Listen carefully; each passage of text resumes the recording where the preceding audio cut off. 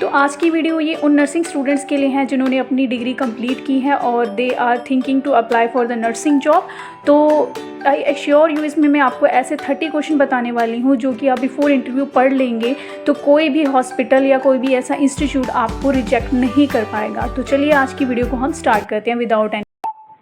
तो चलिए सबसे पहले हम बात करेंगे कुछ स्किल्स के बारे में, ठीक है, जो इंटरव्यू होते हैं नर्सिस के लिए इन हॉस्पिटल्स, ठीक है, वो पूछ सकते हैं आपसे। तो फर्स्ट ऑफ ऑल कुछ स्केल्स हैं like which scale is use to assess the bed sore. They can ask you कि बेड सोर या प्रेशर अल्सर को असेस करने के लिए हम कौन सा स्केल यूज़ करते हैं। तो आपको आंसर पता होना चाहिए ब्रेडन स्केल, ठीक है। तो बेड सोर या प्रेशर अल्सर्स आपको पता है क्या होते हैं, जो प्रोलॉन्ग टर्म के लिए पेशेंट आते हैं हॉस्पिटल में, ठीक है। तो क्या होता है कि जो एक प्रेशर होता है बोनी प्रोमिनेंस का, ठीक है, जो बेड का सरफेस होता है उसके साथ होने की वजह से जो स्किन है, ठीक है, वहाँ पे अल्सर्स हैं जो बनने शुरू हो जाते हैं।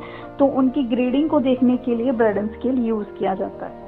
Okay, now moving on to the next question is that for what purpose Glasgow-Coma scale is used, ठीक है। तो Glasgow-Coma scale की बात कर रहे हैं, तो इसमें हम बोलेंगे कि इसको हम यूज़ कर सकते हैं या करते हैं to check the level of consciousness. Patient की कॉन्शियसनेस का लेवल है जो चेक करने के लिए उसमें यूज़ करते हैं। ये एमरजेंसीज या आईसीयू में मोस्टली यूज़ होता है। और नेक्स्ट हम बात करेंगे स्केल आ रही है हमारे पास पेन असेसमेंट स्केल। तो पेन असेसमेंट स्केल में आपको दो तरह से क्वेश्चन पूछ सकते हैं। एक आपको पूछ सकते हैं कि पीडियाट्रिक्स में कौन सा यूज़ करते हैं, एक आपको पूछ सकते हैं कि अडल्ट में कौन सा यूज़ करते हैं।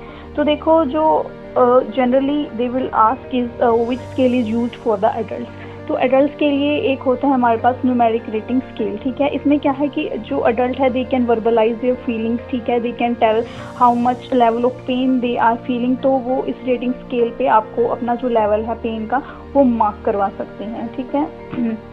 सपोज करो उन्होंने आपको 5 मार्क करवा दिया, दैट मीन कि पेशेंट को मॉडरेट पेन हो रहा है। तो अगर हम बात करें, अगर वो इंटरव्यू है जो आपसे पूछ ले कि पीडियाट्रिक्स में कौन सा स्केल यूज़ करना है, तो आप ये जो फेसेस वाला स्केल है इसको याद रख लेना, ठीक है।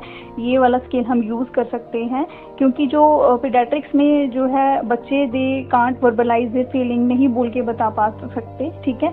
तो आप उनकी जो फेशियल एक्सप्रेशन है आपको उनको रीड करके उनकी जो पेन की असेसमेंट करनी होती है। Next moving on two is the कुछ ड्रग्स के बारे में आपको पूछ सकते हैं। लाइक वो पूछ सकते हैं कि इंजेक्शन लेसिक्स या फ्रूसामाइड किसके लिए यूज़ किया जाता है या फिर इसका एक्शन क्या है, विच कैटेगरी में ये फॉल करता है। आपको ऑप्शन दिए हो सकते हैं, लाइक एंटी एमिटिक दिया हो सकता है, एंटी डायबिटिक दे सकते हैं, एंटी हाइपरटेंसिव दे सकते हैं, ठीक है, या डायूरेटिक्स दे सकते हैं। तो आपका जो प्राइमरी जो आंसर होना चाहिए वो होना चाहिए डायूरेटिक। तो इसका अगर आपको एक्शन पूछ लेते हैं डायूरेटिक का, देन आपने बोलना है कि ये क्या करते हैं, जो एक्सेस ऑफ वाटर है, फ्लूइड है बॉडी में से, थ्रू द यूरिन को एक्सक्रीट करते हैं, ठीक है। तो अभी क्वेश्चन हम आईसीयू की तरफ से आपको कुछ सिनेरियो दे सकते हैं। Like they can ask you कि if you are posted in ICU and what you will do to clear the airway of a patient. तो आपका प्राइमरी जो आंसर होना चाहिए, एयरवे को क्लीन करने के लिए आप क्या करते हो, सक्शनिंग। तो इसके प्रेशर के बारे में आपको पूछ सकते हैं, ठीक है, या फिर कौन सी जो प्री वो होती हैं एक्शंस होते हैं आपने लेने हैं। तो क्या करते हैं, सक्शनिंग से पहले हम पेशेंट को हाइपर ऑक्सीजनेट करते हैं, ठीक है। तो ऐसे जो क्वेश्चन है ये आपने पढ़ के जाना है, ठीक है। तो next we have a question is related to drugs. तो देखो, जो ड्रग्स से रिलेटेड क्वेश्चन है ये तो मतलब मैं बोलूँ कि जो एंट्रेंस एग्ज़ाम होते हैं वहाँ पे, या फिर जो जॉब्स के लिए जो एंट्रेंस एग्ज़ाम होते हैं, लाइक एम्स के, नॉर्सेट के, ठीक है, जीएमसी के, बाबा फरीद की तरफ से, उनमें से ये क्वेश्चन ज़रूर पूछे जाते हैं ड्रग से रिलेटेड, कैलकुलेशन से रिलेटेड। तो इसके लिए मैंने आपको फार्मूला भी दिया हुआ है। तो क्वेश्चन आपके पास है कि हेल्थ केयर प्रोवाइडर ने आपको एडवाइस किया है 650 mg इंजेक्शन देना है सेफ्ट्रियाक्सोन का टू पेशेंट, और आपके पास 1000 ग्राम, सॉरी यहाँ पे मिलीग्राम होगा, ठीक है, मिलीग्राम आपके पास इन स्टॉक पड़ा हुआ है। तो आपने अमाउंट कैलकुलेट करनी है जो भी आपने पेशेंट को ml में देनी है। तो क्या है कि हेल्थ केयर प्रोवाइडर के पास क्या है 650 ऑफ mg, मतलब ड्रग एडवाइस हमने प्रिस्क्राइब की हुई है 650 mg, और ड्रग अवेलेबल आपके पास कितनी है 1000 mg। तो उसको हमने डाइल्यूशन कितने में किया है, पाउडर फॉर्म में है तो हम मोस्टली लाइक 10 या 20 में करते हैं, ठीक है, आप 10 में कर लो फिलहाल। तो इस तरह से हम उसको कैलकुलेट कर लेंगे। तो 6.5 ml will be the answer. तो इस तरह से आपने ड्रग कैलकुलेट करनी है। अगर आपको वो दे दें तो आपको ये फार्मूला मतलब पढ़ के जाना है। अभी नेक्स्ट क्वेश्चन हम देखेंगे, ये भी ड्रग कैलकुलेशंस में है। देखो इसके ऊपर भी मेरी ना एक वीडियो बनी हुई है जिसमें आपको अच्छे से मतलब एक्सप्लेन की हुई है ड्रग कैलकुलेशंस, ठीक है, हर तरह की। तो मैं लिंक डिस्क्रिप्शन में दे दूंगी आपको, तो आप वहाँ से चेक कर सकते हो। तो इसमें आपको उन्होंने पूछा है कि आपने ड्रॉप मतलब कैलकुलेट करनी है ड्रॉप्स पर मिनट। तो इसके लिए क्या होगा कि उन्होंने आपको दिया है कि नॉर्मल सलाइन 250 ml आपने देना है 60 मिनट में इन पीडियाट्रिक सेट। यहाँ पे पीडियाट्रिक सेट से हमने जो है ड्रॉप फैक्टर बनाना है, ठीक है। तो जो पीडियाट्रिक सेट का ड्रॉप फैक्टर मीन्स उसको हम माइक्रो सेट बोलते हैं, उसकी 60 ड्रॉप्स होती हैं, ठीक है। और जो नॉर्मल हम आईवी सेट यूज़ करते हैं वॉट्स में, उसकी 16 या 15 कुछ भी इस तरह से हो सकता है, ठीक है।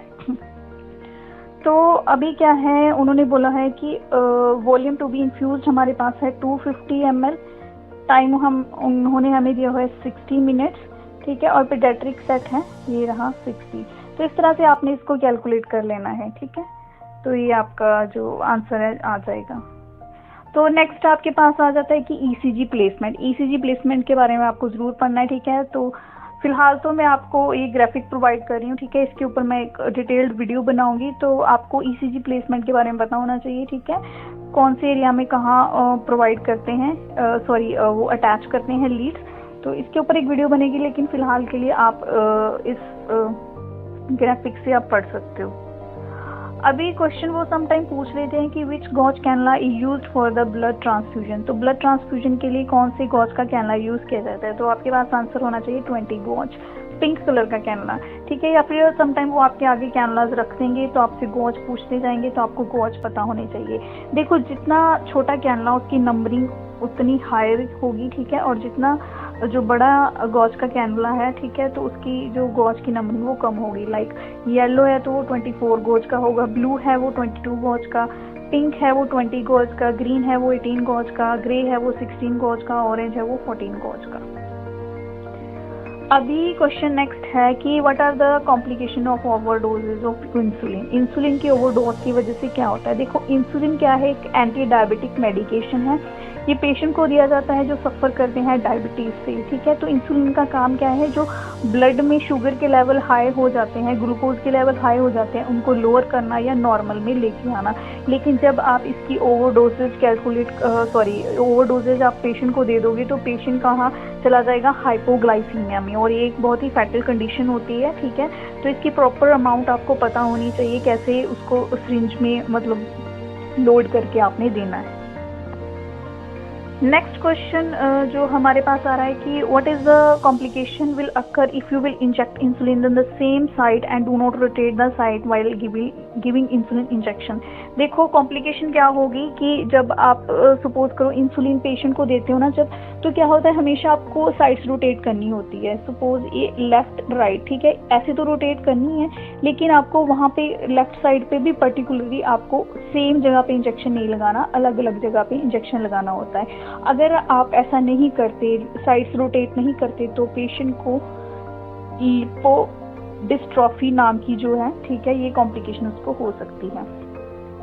Moving on to the next is what is the amount of oxygen that can be administered via nasal cannula। तो nasal cannula की हेल्प से हम कितना लेवल ऑफ ऑक्सीजन पेशेंट को दे सकते हैं, इंटरव्यू में आपसे ये पूछ सकता है। तो आपने क्या बोलना है कि not more than 6 litre, 6 litre से ज़्यादा हम नेजल कैनुला के थ्रू ऑक्सीजन नहीं दे सकते। अगर हमें प्रिस्क्राइब की गई है कि 6 लीटर से ज़्यादा देनी है तो उसके लिए हम ऑक्सीजन मास्क यूज़ करेंगे।